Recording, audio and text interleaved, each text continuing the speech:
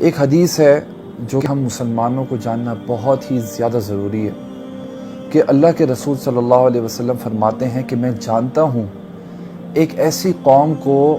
جو میری ہی امت میں سے ہوگی اور قیامت والے دن اللہ کے سامنے حاضر ہوگی،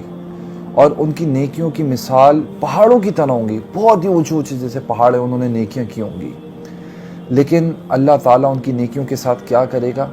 اللہ کے رسول فرماتے ہیں فَيَجْعَلُهَا اللَّهُ هَبَاءً مَنْثُورًا، اللہ تعالیٰ دھول مٹی کی طرح ان کی نیکیوں کو اڑا دے گا جو کہ پہاڑوں کی طرح وزنی نظر آتی تھیں۔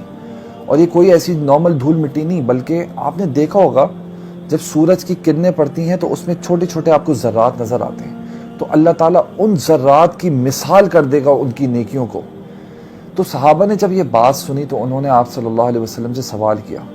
اے اللہ کے رسول ایسے کیا اعمال ہوں گے ان کے، کون ہوں گے وہ لوگ تاکہ ہمیں پتہ چلے ہم ان لوگوں میں سے نہ ہوں؟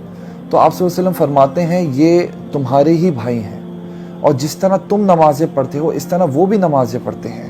راتوں کا قیام کرتے ہیں، لیکن بات صرف اتنی سی ہے کہ جب وہ لوگوں کے سامنے ہوتے ہیں تو ان کی نیکیاں ظاہر ہوتی ہیں، وہ بہت اچھے ہوتے ہیں، ان کے اخلاق، ان کی عاجزی، اس طریقے کے ان کی اچھائیاں ان کی نظر آتی ہیں لوگوں کے سامنے، لیکن جیسے ہی وہ تنہائیوں میں چلے جاتے ہیں، لوگوں کی نظروں سے اوجھل ہو جاتے ہیں، جب ان کو یہ ڈر نہیں ہوتا کہ کوئی نہیں دیکھ رہا ان کو،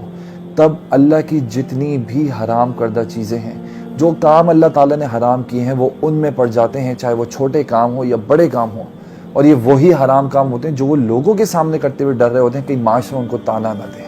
تو یہ وہ لوگ ہیں جن کی نیکیوں کو اللہ تعالیٰ ہباء منصورہ دھول مٹی بنا دے گا۔ جو بات غور کرنے کی ہے نا وہ یہ ہے کہ لوگوں کے درمیان آپ کتنے نیک ہیں، لوگوں کے درمیان آپ کتنے اچھے کام کرتے ہیں، یہ اتنا میٹر نہیں کرتا۔ جو چیز تنہائی میں میٹر کرتی ہے، تنہائی میں کی ہوئی نیکی اور تنہائی میں کیا ہوا گناہ،